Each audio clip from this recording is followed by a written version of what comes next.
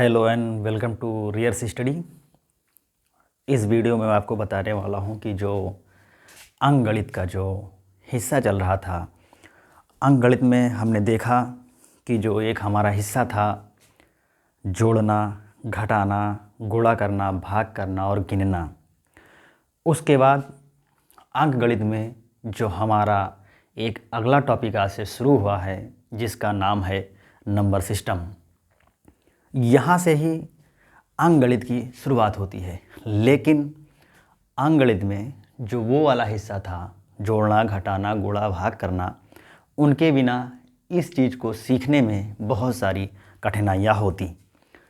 पर ये जो नंबर सिस्टम है ये आसान है। सवाल एक है, आसान इसलिए है अगर इसको हम समझ जाएं तो ये सबसे आसान है, क्योंकि इसका जो डेफिनेशन है जो नंबर सिस्टम का, जिसको हम हिंदी में संख्या की पद्धति कहते हैं, इसका जो डेफिनेशन है, a number system is defined system of writing for express. समझे पहले, जो नंबर सिस्टम है ये हम किसी नंबर को एक सिस्टम की तरीक़ा से लिखने की जो कला है उसे नंबर सिस्टम कहते हैं। जैसे हमने देखा कि जो 1 2 हमारे सामने लिखा हुआ है, 1 2 3 4 5 6 7 8 और 9 और लास्ट में 0। जीरो की खोज इसलिए हुई, बाद में हुई, और इसीलिए हमने इसको पीछे रखा है। जो ये सिस्टम है नंबर सिस्टम, ये हम देखना चाह रहे हैं कि कैसा है। हमने देखा कि जो अगर हम चाहें कि इकाई, दहाई, सैकड़ा, हज़ार, 10,000, लाख, 10 लाख, करोड़ और 10 करोड़, फिर अरब और 10 अरब, आगे ऐसे चले जाएंगे। ये जो है ये दाहिनी तरफ से शुरू होकर बाईं ओर जाता है, और हम लोग का जो अंक लिखते हैं वो बाईं तरफ से दाईं ओर लिखते हैं। इसी को जो हम सिस्टमेटिक तरीके से, जो एक अरेंजमेंट तरीके से जो हम लिखते हैं नंबर को, जैसे वो 1 2 3 4 5 6 7 8 9 एक सिस्टम पे लिखा हुआ है, इसी को हम नंबर सिस्टम कहते हैं। जैसे अगर हम चाहें कि अगर 4032 लिखूं, तो ध्यान दें इस चीज़ पे कि ये जो 4032 है ये हम इस तरफ से ना गिन के इस तरफ से गिनेंगे। जैसे हम देख सकते हैं इकाई, दहाई, सैकड़ा और हज़ार, ये हो गया 4000 और ये हो गया 32। ये जो है 4032, जब भी हम कोई अंक लिखेंगे वो हम बाईं तरफ से ना होकर दाहिनी तरफ से हम इकाई, दहाई इस मैनर में गिन के हम उस अंक को बताएंगे कि ये कितना लिखा हुआ है। जैसे अगला लिखा हुआ है 10,000, इकाई 10,000, देखें, ये ध्यान दें 10,000 लिखा हुआ है, यहाँ ध्यान दें ये 10,000। अब हम 10,000 कैसे जानेंगे, क्योंकि जो नंबर सिस्टम है ये दाहिनी तरफ से बाईं तरफ शुरू हुआ है, और इसीलिए हम कह सकते हैं कि ये इकाई, दहाई, सैकड़ा, हज़ार और 10,000।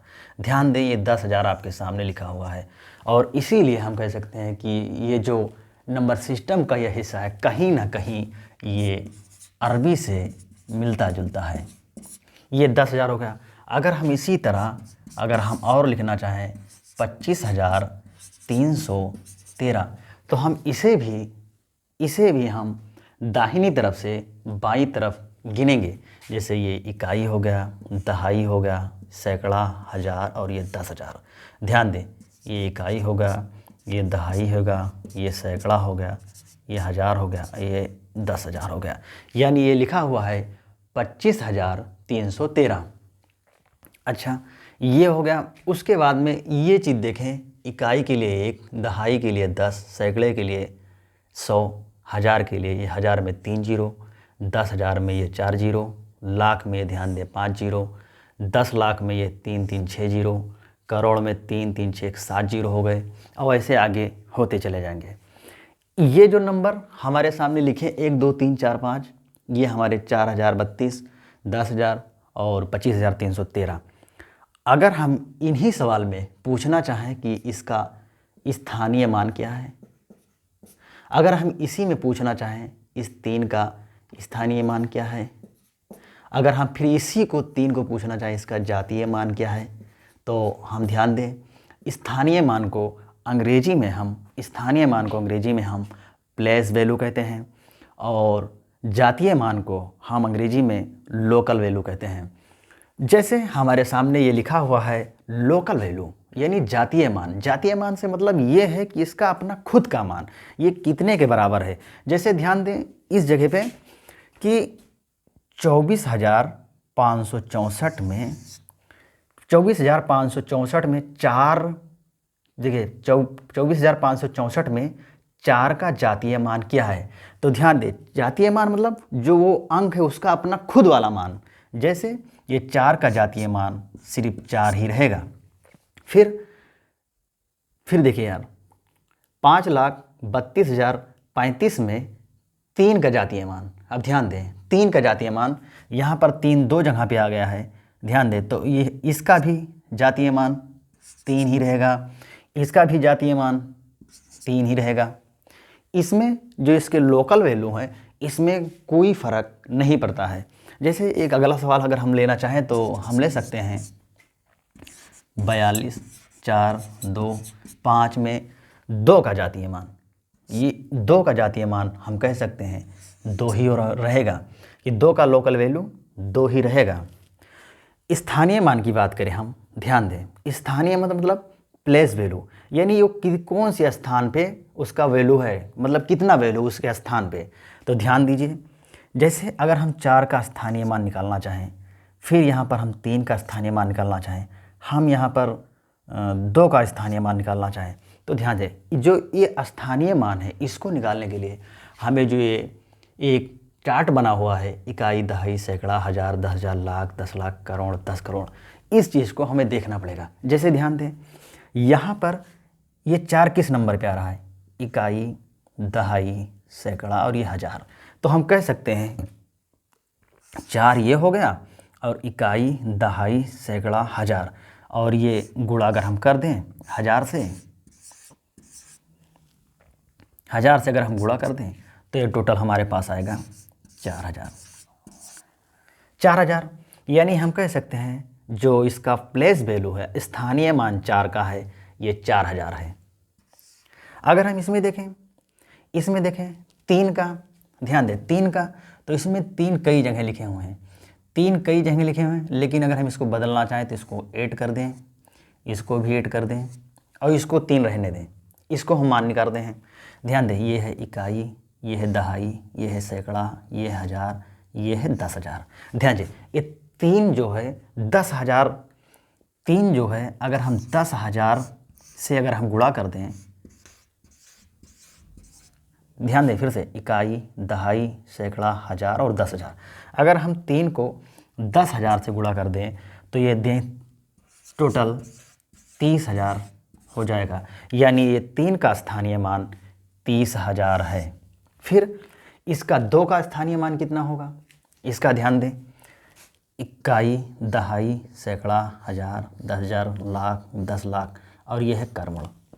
इसका जो स्थानीय मान होगा 2 गुणे, ध्यान दें करोड़ के बराबर है तो हम आगे लगाते चलेंगे इकाई, दहाई, सैकड़ा, हज़ार, 10,000, लाख, 10 लाख और ये होगा करोड़। ध्यान दें ये हो गया करोड़। तो यानी हम ये कह सकते हैं कि इसका जो मान होगा टोटल तो ये करोड़ के स्थान पे है, तो ये हम इसको कह सकते हैं 2 0 0 0 0 0 0 और ये 0। इसका जो स्थानीय मान 2 का होगा वो 2 करोड़ होगा। यानी हम कह सकते हैं कि जो लोकल वैल्यू है जातीय मान है उसका अपना खुद का मान है, जो प्लेस वैल्यू है उसका स्थानीय मान ये कौन से स्थान पे है, जैसे 4 कौन से स्थान पे है 4,000, 3 का स्थानीय मान यानी 3 का स्थानीय मान कितना है स्थान पे इसका मान कितना है 30,000, इसका 4 इसमें 2 का पूछा गया है 2 करोड़। ये 2 सीखने के बाद ये नंबर सिस्टम ये इतना सीखने के बाद अब शुरू होता है रूल्स ऑफ डिवीज़न। आप डिवीज़न सीख चुके हैं, ध्यान दें, डिवीज़न सीख चुके हैं। डिवीज़न मतलब भाग करना, भाग करना मतलब टुकड़े टुकड़ों में बांटना, हिस्सा कर देना, कई सारे हिस्सों में बांट देना, उसी को कहते हैं डिवीज़न या सेपरेट, जिसे हम हिंदी में कह सकते हैं विभक्ति का नियम, विभक्ति नियम।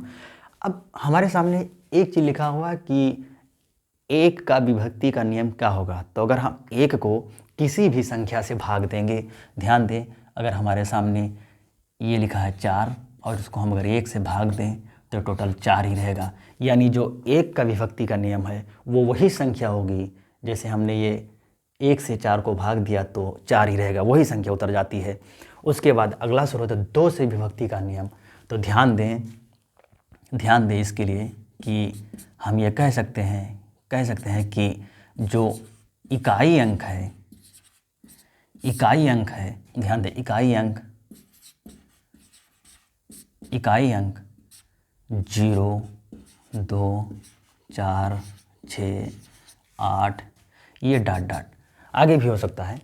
अगर 0, 2, 4, 6, 8 ये इकाई अंक में, यानी कोई अंक लिखा है, जैसे 24 लिखा हुआ है, 24,000 लिखा हुआ है, 532 लिखा हुआ है, 30,000 लिखा हुआ है, अगर इस तरह से हम अंक देखें और उसका इकाई अंक अगर इनमें से कोई एक अंक है, या 0 है, या 2 है, या 4 है, या 6 है, या 8 है, तो हम कह सकते हैं कि वो संख्या 2 से विभक्त होगी, यानी 2 से सेपरेट होगी, या डिवीज़न होगा उसका। जैसे हमारे सामने लिखा हुआ है 942। 942 ध्यान दें, ये एक मिल गया इकाई अंक, हम इधर से तो कहते हैं, ये है इकाई, ये है दहाई और ये है सैकड़ा। तो आपको दाहिने तरफ जो एक अंक है उसको ध्यान देना है। दाहिने तरफ जो एक अंक है ये 2 है, तो ये 2 जो है हम यहाँ पर देखें, इकाई का जो हमारा पहचानने का जो मतलब है, जो हम पहचानते हैं वो इकाई का अंक 0, 2, 4, 6, 8 में कोई ना कोई होना चाहिए, और ये 2 है। तो ये 2 से विभक्त होगी, 2 से सेपरेट होगी, यानी 2 से ये हम कह सकते हैं कि ये हमसे विभक्त कर सकते हैं। जैसे अगर हम 2 से विभक्त करके चेक करना चाहें तो 942 को अगर हम 2 से भाग दे दें तो ध्यान दें 2 चौको 8 हो जाएगा, ये कट गया, एक बचा, यहाँ पर कटेगा नहीं, एक बचेगा, और यहाँ आएगा 4 और 2 सत्ते 14 हो गया, ये कट गया, ये 2 बचा और 2 एक कम 2। ध्यान दें, जब हमारा मान यानी रिमाइंडर शेष कुछ भी नहीं बचेगा और इकाई का अंक 2, 4, 6, 8 है, तो हम कह सकते हैं कि वो संख्या 2 से पूर्ण रूप से विभाजित होगी। हमारे सामने आप इसको भी करके देख सकते हैं, इसको भी करके देख सकते हैं और इसको भी करके देख सकते हैं। जैसे एक आसान सवाल हम और ले लेते हैं कि ये है 42 को अगर हम 2 से भाग देना चाहें लास्ट में, क्योंकि इसके 2 है, इसके 4 हैं, इसके भी 0 हैं, ये तीनों सवाल 2 से विभक्त हैं, यानी 2 से डिवाइड हो जाएंगे। जैसे ध्यान दें इस तरफ, अगर हम 2 से 4 को काटना चाहें तो 2 दूनी 4 हो जाएगा, ये कट गया, ये 2 उतर आया और 2 एक कम 2, क्योंकि ये 42 जो है ये 2 से विभक्त है। यानी अब हमारा ये क्लियर हो गया बात कि जो इकाई अंक है, यानी कोई भी अंक हो, जैसे 42 लिखा है, 20 लिखा है, यहाँ पर ध्यान दें 5,30,824 लिखा हुआ है, 942 लिखा हुआ है, ऐसे अंक बहुत ढेर सारे, एक अंक भी सिंगल हो सकता है, तो उसका जो इकाई अंक है 2, 4, 6, 8 अगर होगा तो 2 से विभक्त होगा, यानी हम 2 से उसको सेपरेट कर सकते हैं। तीसरा हमारे सामने लिखा हुआ है, इसको ध्यान दें, कुल अंकों का योग, कुल अंकों का योग अगर 3 से